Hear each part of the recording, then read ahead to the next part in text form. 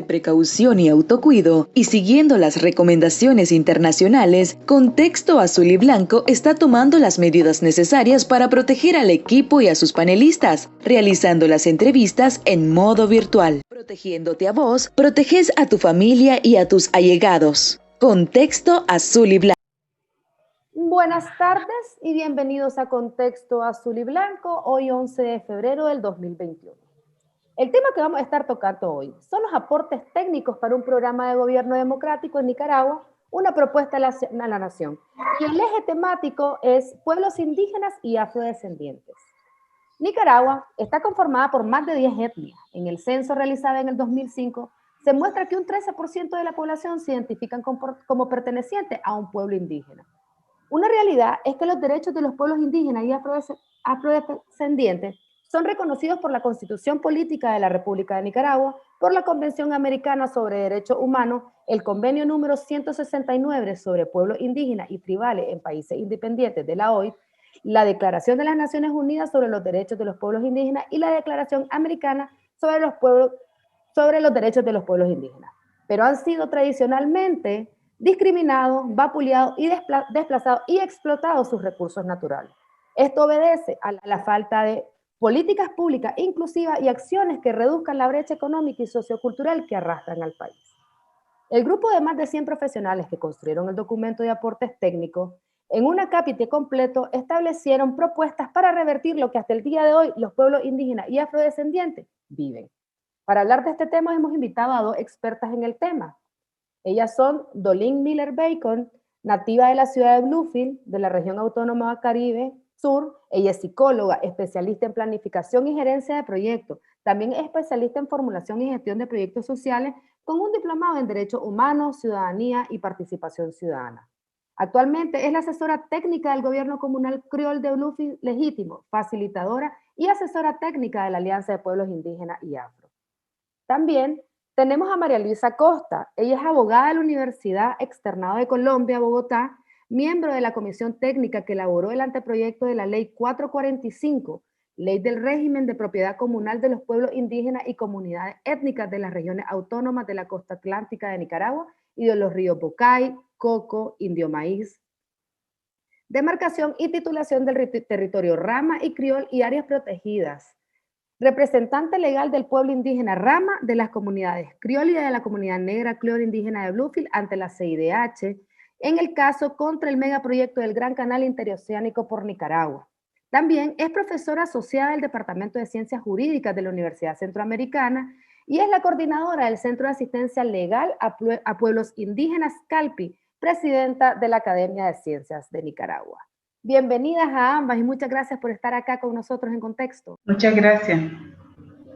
Gracias por la invitación.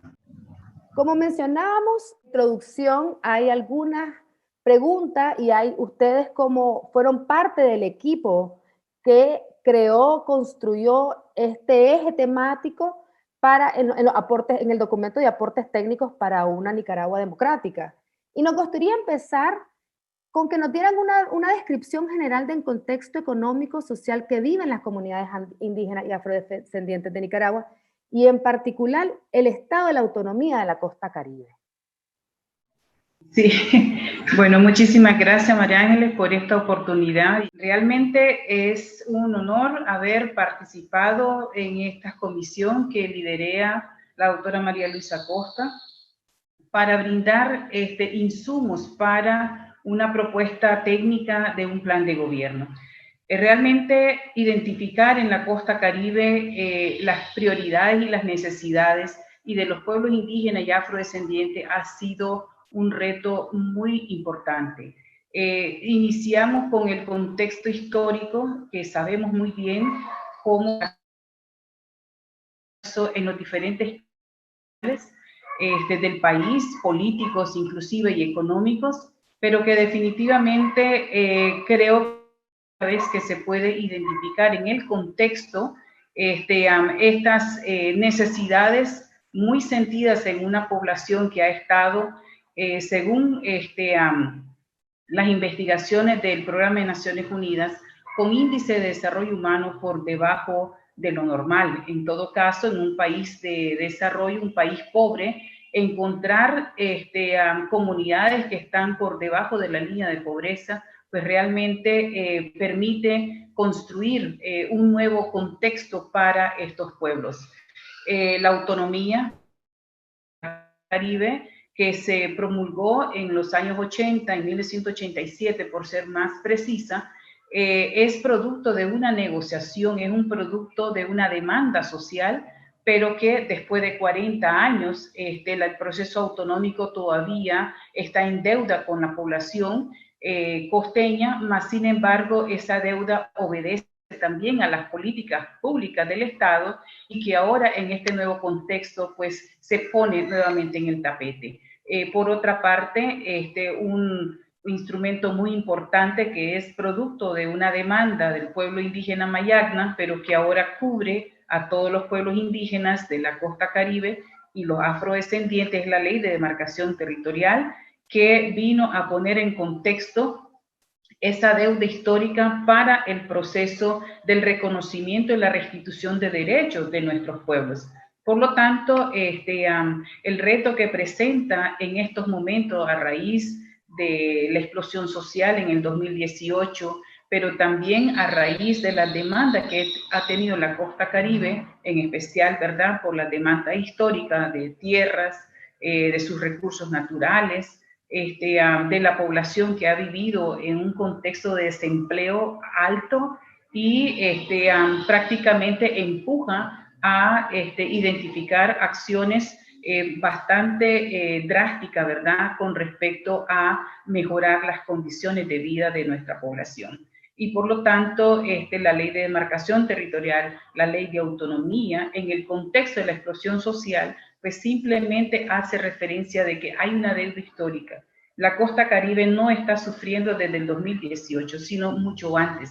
Y eso es lo que pretende los insumos aportar a que se mejoren estas condiciones para la costa. Sí, la propuesta técnica es una oportunidad de participación ciudadana, ¿verdad? Que desde hace algún tiempo se nos había coartado y es la oportunidad de que los pueblos indígenas afrodescendientes de Nicaragua tengan una voz en esta propuesta de conformidad con sus principales problemas, ¿verdad? Estamos ante una crisis sociopolítica en Nicaragua, pero existen también una crisis anterior.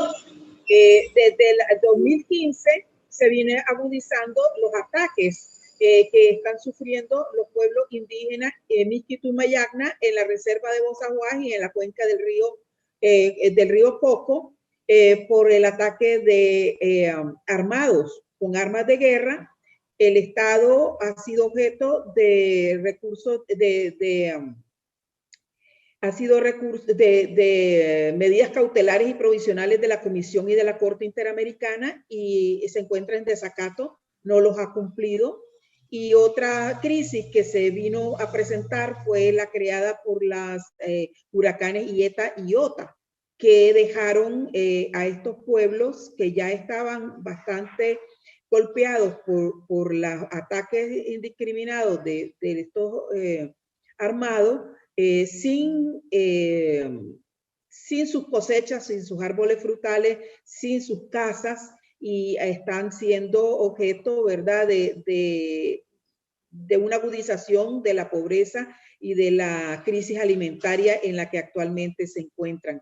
Yo creo que eso es bien importante señalarlo, porque si bien es cierto, una propuesta técnica es fundamental de futuro, pero también hay necesidades apremiantes en el presente.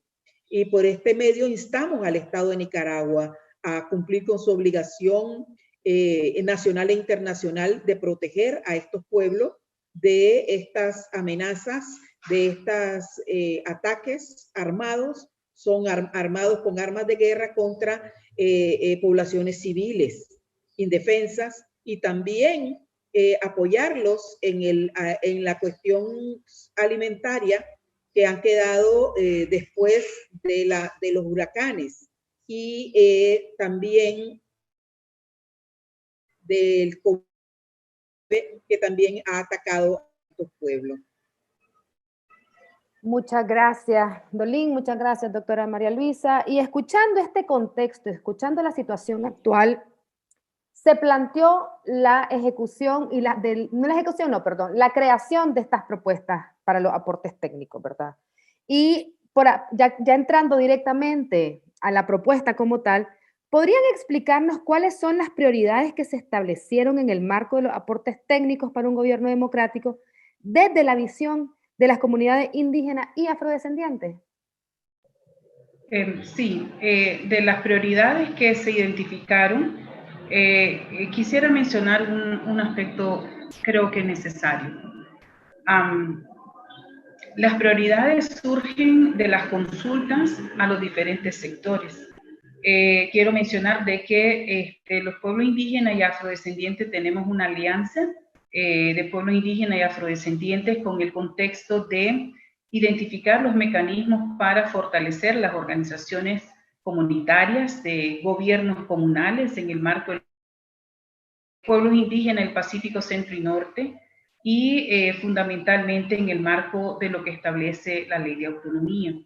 Y por lo tanto, en este contexto, ¿verdad? La Comisión identificó a 5 prioridades, o sea, además del proceso de autonomía como un contexto institucional, pues las prioridades de nuestros pueblos se enfocan precisamente en lo que había abordado la doctora Costa hace unos momentos, en la seguridad ciudadana, es decir, estamos hablando de la integridad física de los pueblos indígenas y afrodescendientes que han sido afectadas por acciones de colonos, en todo caso, pasados a nuestras comunidades, que inclusive atentado contra la seguridad alimentaria, pero lo más fundamental, una demanda ante el Estado de Nicaragua para encontrar una alternativa y solución de estas acciones. No hay nadie preso y además de eso, las comunidades están vulnerables, altamente vulnerables. Muchos han tenido que emigrar por temor a que sean asesinados y que fundamentalmente se aborda desde la seguridad y la integridad física de los pueblos. También tenemos sobre la eliminación de la imposición de gobiernos comunales paralelos. Y eso tengo que explicarlo un poquito más a fondo. La ley de demarcación territorial reconoce y restituye derecho a los pueblos indígenas y afrodescendientes para organizarse de acuerdo a sus costumbres y tradiciones en el proceso de la demanda de la demarcación territorial. ¿Qué es lo que ha hecho el gobierno nacional? Desafortunadamente, utilizando los gobiernos regionales para estos procesos, es crear gobiernos paralelos para imponer una visión política partidaria y que puedan manipular las concesiones de los recursos naturales e inclusive utilizarlos como una punta de lanza a estructuras políticas partidarias que gradualmente merman la participación ciudadana en el contexto del desarrollo comunal. También afecta la consulta libre, previa e informada de nuestros pueblos para tomar decisiones sobre sus recursos naturales en el contexto del convenio 169 de la OIT.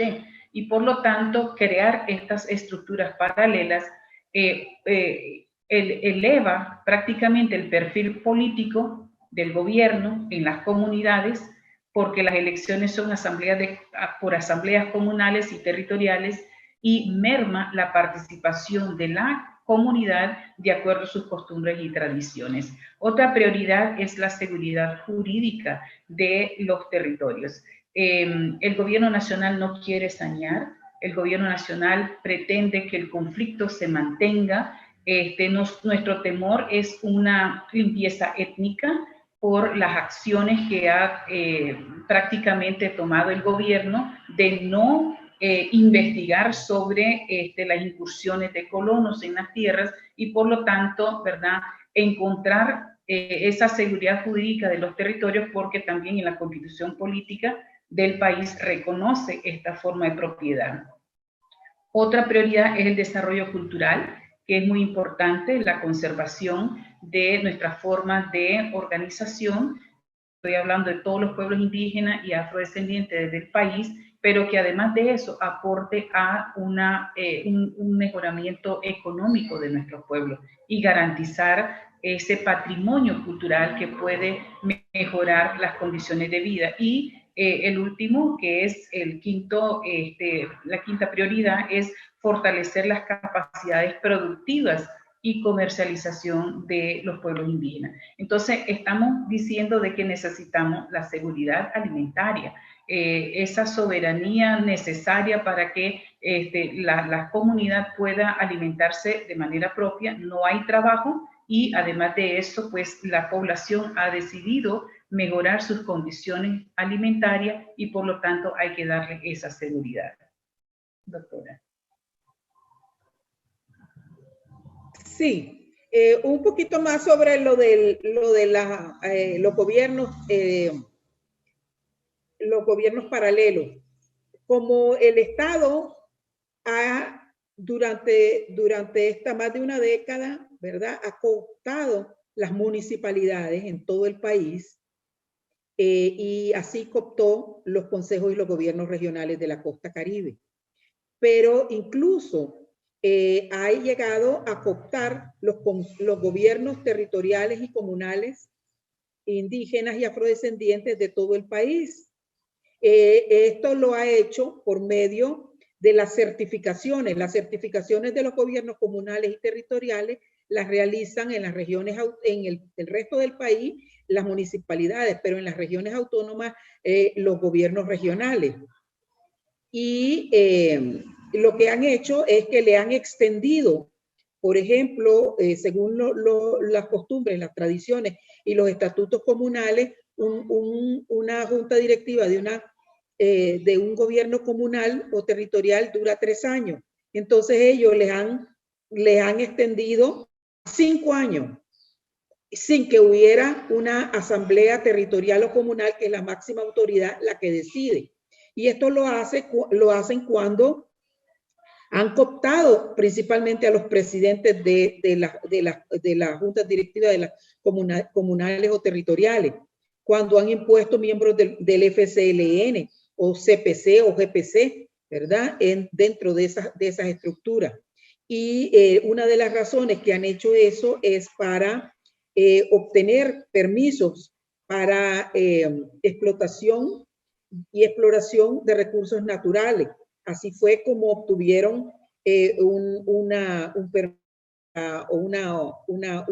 firma de un convenio con la autoridad del canal sobre 265 kilómetros cuadrados de territorio del pueblo Rama y Criol, caso que se encuentra ante la Comisión Interamericana de Derechos Humanos. También los consejos regionales, haciendo uso de estas autoridades paralelas que han creado en los gobiernos territoriales, han elaborado algunos manuales para optar al consentimiento libre, previo y informado de estos pueblos sobre recursos naturales para la construcción, por ejemplo, del puerto de aguas profundas de Bluefield, sin que esto pase por las comunidades. Entonces, estos son documentos, son manuales totalmente ilegales, porque no permiten que obvian la participación comunitaria. Y en un arreglo con las autoridades que ellos mismos han creado para estos efectos, logran tener firmas de proyectos y obtener fondos para proyectos que no han sido decididos por las comunidades. Este es una violación a la autodeterminación y a los derechos, al acceso a los recursos naturales de estos pueblos, y es uno de los problemas más grandes que actualmente están enfrentando los pueblos indígenas de Nicaragua. Muchas gracias, Dolín, muchas gracias, María Luisa. Y ahora, ok, escuchamos estas 5 prioridades, ¿verdad? Escuchamos estos datos en cada una de estas 5 prioridades y me gustaría tocar más a fondo cada una de ellas. Empezando con la discriminación y ataques sistemáticos a los pueblos indígenas en los últimos años ha llevado al desplazamiento de muchos de ellos o a la migración de los integrantes, de las personas de los pueblos indígenas y afrodescendientes a otros sectores del país. ¿Cuáles son las líneas de acción que ustedes proponen O sea, ¿cómo se está abordando esta situación en el marco de los aportes técnicos? Bueno, es importante de que el desplazamiento no solamente a lo interno, sino también Honduras ha sido uno de los receptores, países receptores del pueblo indígena por los ataques, y lo importante es identificar, en primer lugar, esos derechos humanos de nuestra población que ha tenido que desplazarse para poder proteger su vida. Han habido suficiente documentación para poder tomar esas acciones y identificar las líneas de acciones, ¿verdad?, para poder frenar eso. Mire, es importante y es esta justicia de alguna manera, también la restitución de derechos de la población indígena y afrodescendiente. Lo necesario es la seguridad jurídica de los títulos de los territorios indígenas y afrodescendientes en el marco de la autonomía y en el marco de la demarcación territorial. Nicaragua no quiere de alguna manera reconocer de que han fallado a la población indígena y afrodescendiente, especialmente cuando la Constitución política ha prácticamente abordado sobre esos derechos constitucionales. Lo primero es identificar cómo asegurar la vida de nuestra población indígena y afrodescendiente, cómo no existan más esas incursiones de colonos en las tierras indígenas, cómo proteger a la población para evitar que sean blancos de ataque y que además de eso evitar el desplazamiento. Es un problema muy fuerte sobre discriminación, pero más fuerte también es que el gobierno no ha hecho nada con respecto a esas incursiones. Más bien lo que se ha visto es un incremento. La población miskita tiene más de 44 personas, ciudadanos asesinados. El desplazamiento también ha sido de miles. Hay comunidades que se les han quemado sus casas, como el caso de Alal o el caso de Huizlu hace poco, que pareciera como que fuera sistemático esas acciones. Por lo tanto, el compromiso dentro del contexto de la línea de acción es garantizar la seguridad jurídica de los territorios y la seguridad de las vidas de los pueblos indígenas y afrodescendientes. Se ha identificado también de manera clara de que no existe justicia para nuestra población. Se ha intentado a través del sistema de justicia pues interponer recursos de amparo para que puedan existir reacciones del sistema judicial para la protección de la vida de nuestra población, mas sin embargo no hay reacción.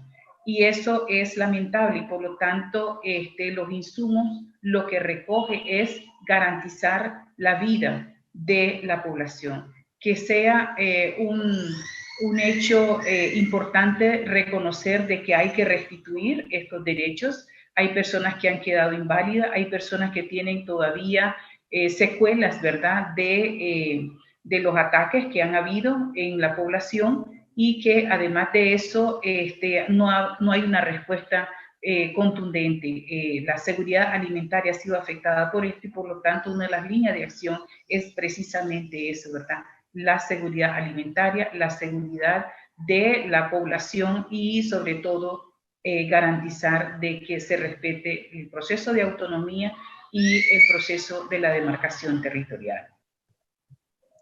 Sí, las políticas públicas, necesitamos políticas públicas que garanticen la integridad física y territorial de los miembros de los pueblos indígenas en peligro. Prevenir, investigar, sancionar y reparar las agresiones contra las comunidades Miskito y Mayagna atacadas en sus territorios. Garantizar el retorno seguro de las personas que han sido desplazadas forzadamente por las comunidades indígenas. El pueblo Miskito es un pueblo transfronterizo. El pueblo Miskito tiene su territorio en una parte de Nicaragua y en otra parte de Honduras. fue hasta los años 60 cuando Nicaragua y Honduras se pusieron de acuerdo en que la línea fronteriza sería el río Coco, y quedaron al lado de Honduras algunas comunidades miskitas y al lado de Nicaragua otras, siendo este un pueblo transfronterizo, y por lo tanto cada vez que ellos tienen problemas, ya sea en Honduras, se vienen a Nicaragua, ya sea en Nicaragua, se vienen a Honduras porque son el mismo pueblo. Y ellos, hubo un momento que hubo 3,000 personas de los pueblos miskitos en Honduras hace algunos años por los ataques de los colonos. Y también ellos son víctimas de estos desplazamientos forzados internamente hacia las ciudades de Huaspán y de Bilwi, Puerto Cabeza, ya que la mayoría de los ataques se han dado en la frontera con Honduras, en la ladera del río Coco, y también en la reserva de la biosfera de Bozaguas, ¿verdad? Declarada así por la UNESCO. También hacemos el llamado a la UNESCO para la protección de la reserva, y que son territorios indígenas y están siendo atacados, porque al ser atacados los indígenas y desplazados, los colonos destruyen la reserva, deforestan el bosque y han iniciado también la explotación del oro. Algunas empresas ahí están iniciando esto y están continuando pues con la degradación del medio ambiente en la reserva, principalmente por el lado de Bonanza, donde está el territorio Mayagna Saunias, que fue básicamente el mayor atacado durante todo el año pasado por los colonos. Ahí hubo un total de 13 muertos de parte de los comunitarios indígenas, que fueron muertos, y 5 desaparecidos, heridos, y como decía Dolin, están siendo, quedan con secuelas, ¿verdad? Quedan parapléjicos, quedan con grandes afectaciones y totalmente abandonados. O sea, no es solamente la persona que muere, ni solamente el que queda con esta secuela grave, sino que es la permanente inseguridad ciudadana en la que viven estas comunidades desde a que se agudizaron estos conflictos a partir del año 2015. También en ese contexto, las medidas cautelares fueron emitidas por la Comisión Interamericana y medidas provisionales por la Corte, para que el Estado de Nicaragua proceda a proteger a estas comunidades. Sin embargo, estas medidas no han sido acatadas, ¿verdad? No han sido acatadas por el Estado. En algunos momentos ha dicho incluso que estos ataques no existen, ¿verdad? Y se encuentra pues en esta situación de desacato ante los mandatos de la Comisión y de la Corte. También se solicita, ¿verdad?, el acatamiento de la sentencia en el caso de Yatama versus Nicaragua, que requiere que para los efectos de las elecciones sean respetadas las costumbres y las tradiciones de estos pueblos, debido a las distancias en que se encuentra de comunidad en comunidad, y a las tradiciones, a las costumbres, la forma de elegir que tienen ellos, y que sean incluidas en la ley electoral. A pesar de ser una sentencia de 2005, aún no se ha acatado. Tampoco se ha acatado la sentencia Acosta y otros versus Nicaragua, que establece la necesidad de crear protocolos de protección para los defensores de derechos humanos, en la medida en que el Estado tiene que reconocer que la Defensoría de los Derechos Humanos es un elemento fundamental para una sociedad democrática, y es un derecho ciudadano. Esos serían básicamente en este primer punto, ¿verdad?, de las garantías de la integridad física de los miembros de las comunidades indígenas que hemos identificado en el plan. Muchas gracias a ambas. Y doctora, hizo un comentario o dijo una frase que es una de las preguntas que nos llegó por una de nuestras personas que sintonizan el programa, ¿verdad? Y nos mandó a preguntar, ¿cuál es la propuesta para recuperar la autonomía para el manejo de la reserva de la biosfera de Bozaguá y otras reservas nacionales? En estos territorios ha habido muchas víctimas mortales. ¿Cuál es la propuesta que tienen como comisión? Pues sí, es lo que estábamos nombrando, ¿verdad? Que estas políticas públicas del Estado, el Estado es el que tiene que responder. El Estado tiene una obligación internacional, nacional e internacional de protección de los derechos humanos, de la integridad física de estas comunidades. Y, por ejemplo, aunque no sean estos colonos miembros de fuerzas paramilitares protegidas por el Estado, aunque sean unas empresas las que están causando los conflictos por el oro y contra los huiriceros o contra las personas indígenas que tradicionalmente han aprovechado el oro aún si el Estado no está involucrado, a pesar de que según la ley de minas, el 10% de lo que de las ganancias de las minas van para el Estado, ¿verdad? Y a pesar de que una de las razones de la existencia del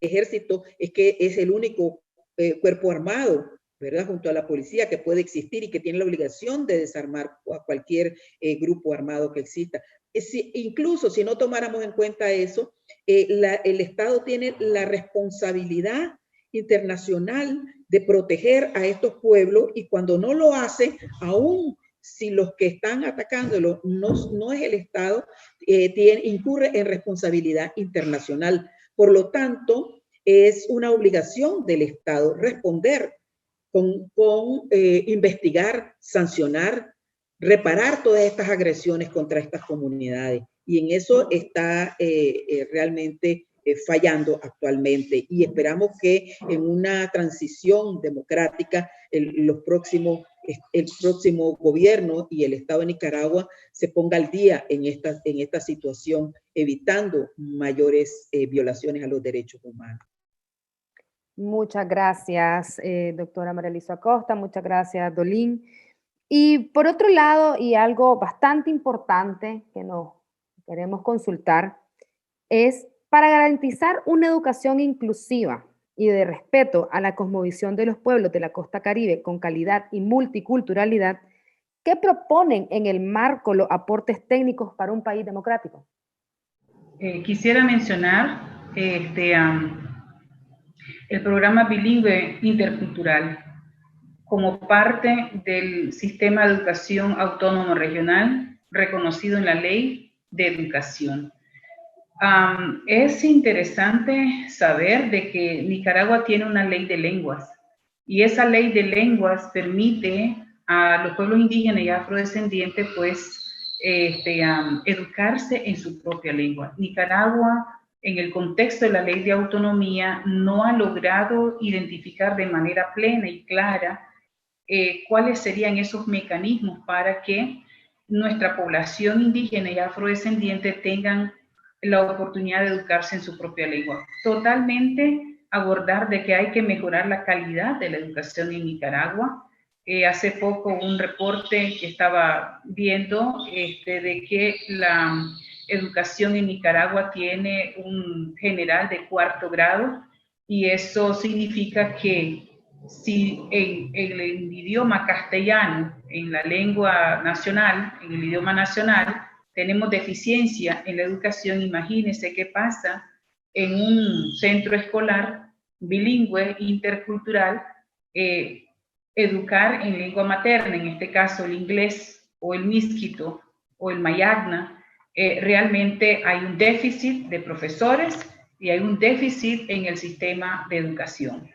La propuesta es mejorar la calidad de la educación bilingüe intercultural en la costa Caribe, educar a toda la población nicaragüense sobre estos derechos constitucionales de los pueblos de hablar su propia lengua e inclusive educarse en su propia lengua. Las universidades tienen deuda con nuestros pueblos indígenas y afrodescendientes, especialmente las universidades de la costa caribe, que son comunitarias, que están dentro del marco de la ley de autonomía, y que además de eso, mejorar las condiciones culturales e históricas, porque también tenemos deuda a nivel nacional con respecto a la historia de la costa caribe en el contexto nacional. Simplemente la obligatoriedad de hablar en un solo idioma, pero que cuando llegues a casa tu entorno es muy diferente. Eso significa que la propuesta dentro de los insumos es elevar la calidad de la educación bilingüe intercultural, que sea efectivo el sistema de educación autónomo regional reconocido en la ley de educación, y que además de eso respetar la constitución política que dice que en el caso de las regiones autónomas el idioma oficial también serán los de los pueblos indígenas y afrodescendientes. Lo importante es ver dentro del contexto de la matriz de educación esos aspectos. Creo que cuando uno aborda los insumos, ¿verdad?, el aporte para el programa de gobierno, el tema de la educación aborda el contexto también de mejorar, ¿verdad?, estas condiciones. Ahora que el inglés es tan importante y también la conservación de las lenguas indígenas, eso significa que Nicaragua tiene que hacer un plus esfuerzo, además del idioma nacional, también los otros idiomas, y que además de eso tiene que ver con la identidad de nuestra población, y por lo tanto la propuesta es que la educación llegue a fortalecer la identidad de los pueblos y a mejorar el contexto de lo que establece la Constitución, que somos un país multilingüe, pluricultural y multiétnico. Sí, sobre esos aspectos, ¿verdad? Se hablaba de fortalecer el desarrollo cultural y social con pertinencia intercultural y multilingüe, con la actividad de participación de las mujeres, los jóvenes, los adolescentes, los niños y las niñas. Garantizar la descentralización, la cobertura, la calidad y la pertinencia del sistema de educación intercultural y multilingüe del sistema educativo autónomo regional CEAR, así como adecuar el sistema educativo a la cultura de las comunidades indígenas del Pacífico Centro Norte, e incluir la educación técnica vocacional por medio de la gestión política, técnica, administrativa y de mayores recursos económicos para las comunidades indígenas del país. Implementar un plan de conectividad para el uso de tecnologías apropiadas y mejora de la cobertura, la infraestructura y del personal docente para preescolar, primaria y secundaria en las comunidades indígenas y afrodescendientes. Sobre la infraestructura, por ejemplo, la infraestructura, probablemente hay muchas comunidades indígenas y afrodescendientes donde el mejor edificio o el edificio más fuerte es la escuela o la iglesia. Y ahorita, por ejemplo, en el caso de los huracanes, estos eran los lugares donde se resguardecían las personas mientras pasaba la emergencia, ¿verdad? Sin embargo, han quedado muy deteriorados y es necesario que el Estado tome cartas en el asunto. También es importante lo del multilingüismo y lo del bilingüismo, porque, por ejemplo, para los efectos de los procesos penales, muchas veces se juzga a una persona en español cuando su lengua nativa es inglés o es miskito o es mayagna, y muchas veces las personas no saben de qué se trata el asunto. Y eso es muy delicado, ¿verdad? Y generalmente, o sea, según la ley de autonomía y según la Constitución, debería haber intérpretes especialistas que no existen a veces se utilizan a cualquiera de los funcionarios si los funcionarios son bilingües, a una secretaria de juzgado, pero no son traductores de carrera los que tienen en los juzgados, lo cual se presta para mucha discriminación en estos casos, ¿verdad?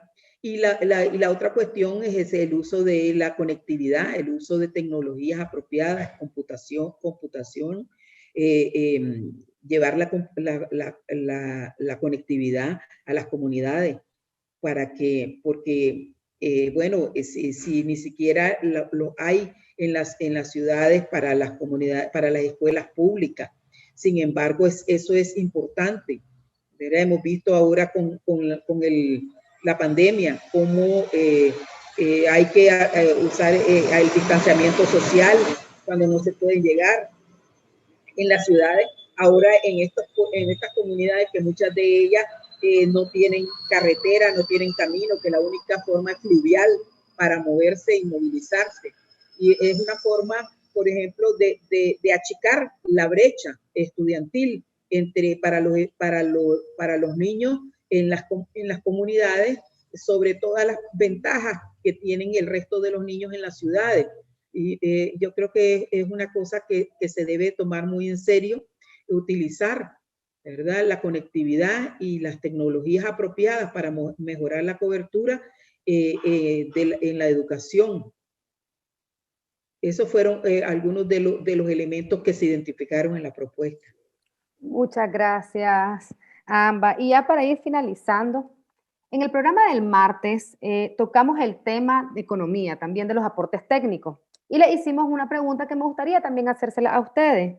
Y es, ¿cuál es la propuesta frente a las políticas productivas extractivistas que desarrolló en todos estos últimos años el gobierno de Ortega?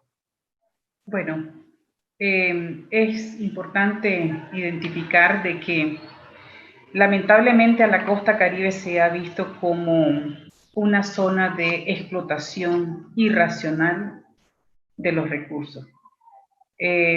Por lo tanto, esa política se ha mantenido siempre. La ley de autonomía vino a poner en contexto sobre los derechos de los pueblos indígenas y afrodescendientes sobre estos recursos, y que además de eso es necesario e importante encontrar algunas acciones que pudieran mejorar la forma de vida. Mas, sin embargo, es necesario también identificar que la ley de demarcación territorial vino a poner en contexto claro cuáles son esas acciones en las cuales la consulta libre, previa e informada viene a obligar al Estado a crear las condiciones para la consulta. Lo importante aquí es identificar de que existe lo que es la ley de demarcación territorial, que prácticamente llega a definir de forma clara el 25% de la explotación de esos recursos deben de ir hacia las comunidades. Mas, sin embargo, es necesario establecer de manera clara el cómo se va a poder, en el nuevo contexto, definir esta forma. La costa Caribe sabemos de que representa de manera clara cuáles son las acciones que debe tener el Estado para proteger estos recursos. Estamos hablando de la necesidad de la sostenibilidad de los recursos, estamos hablando de la necesidad de ir creando las mejores condiciones para que esa explotación de esos recursos pueda también ser retribuido hacia las comunidades. En ese marco, estos insumos pues orientan a que se pueda de alguna manera ir creando las condiciones, ir mejorando esa relación, pero que definitivamente que los recursos de la costa Caribe puedan servir para el desarrollo sostenible de nuestras comunidades, pero sobre todo también que sea una acción consensuada, coordinada en el marco del respeto y valorando la visión de desarrollo a largo plazo. Nicaragua tiene un modelo económico de explotación, extractivismo y depredador, en el que la mayoría de los productos de exportación es aún materia prima, en lugar de que sean bienes con valor económico agregado, tal como lo reflejan las cifras del Banco Central en Nicaragua, en las exportaciones del 2019, donde la carne bovina lideró las exportaciones, seguida del oro en bruto, el café, oro, el azúcar de caña y el maní. En el orden de importancia, entre otros, le siguen la langosta, el pescado y otros productos del mar que son extraídos de la costa caribe. Mientras la economía local y la producción de subsistencia de los pueblos indígenas y afrodescendientes se encuentran ajenas a tales procesos económicos y fiscales, a pesar de que muchos de estos productos se extrae de estos pueblos, ellos son excluidos en los proyectos de infraestructura y de desarrollo realizados en sus tierras.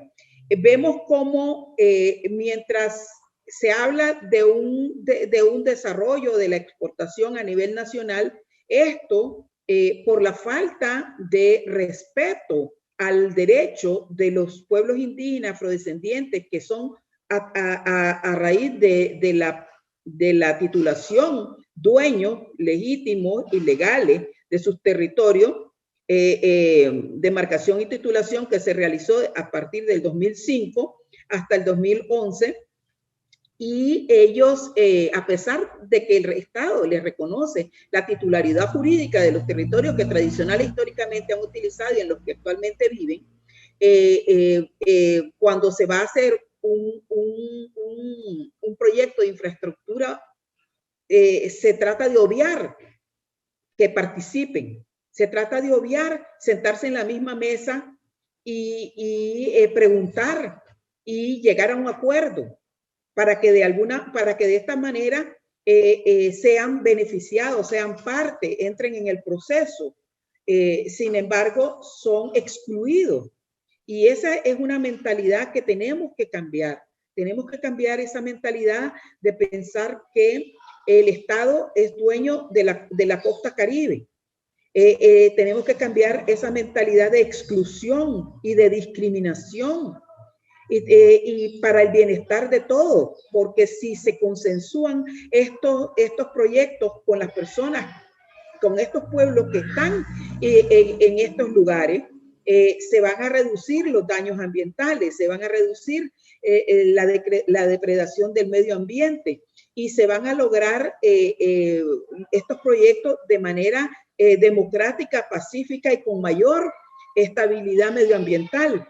Mientras no cambiemos esa mentalidad de llegar como Colón a colonizar, de llegar a conquistar, en vez de llegar a respetar la ciudadanía de la que gozan sin discriminación alguna, según la Constitución Política de Nicaragua y según los tratados internacionales de promoción y protección de los derechos humanos, estos pueblos en la costa caribe, para poder conjuntamente aprovechar los recursos naturales y beneficiarse de estos procesos, mientras no haya ese cambio mental.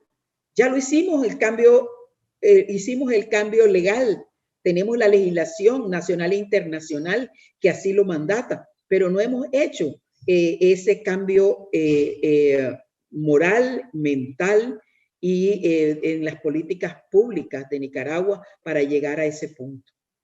Y en este caso, en nuestra propuesta, esa es la invitación, dar el paso moral y social a incorporar a estos pueblos indígenas y afrodescendientes de todo Nicaragua en las políticas públicas pertinentes, adecuadas a sus propias necesidades, para de manera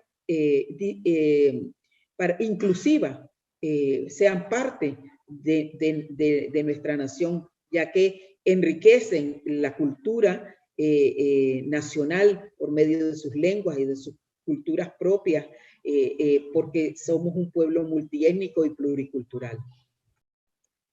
Muchas gracias, doctora María Elisa Costa. Muchas gracias, Dolin Miller, por toda esta información, por darnos una amplia explicación de la situación actual y de las propuestas especificadas y establecidas en este documento tan importante para la ejecución o la creación de una nueva Nicaragua más inclusiva, más respetuosa y más democrática. Les agradecemos por estar con nosotros y también les agradecemos a todas las personas que nos están sintonizando en este momento y les recordamos siempre enviarnos sus dudas, consultas y comentarios a los datos que aparecerán en pantalla.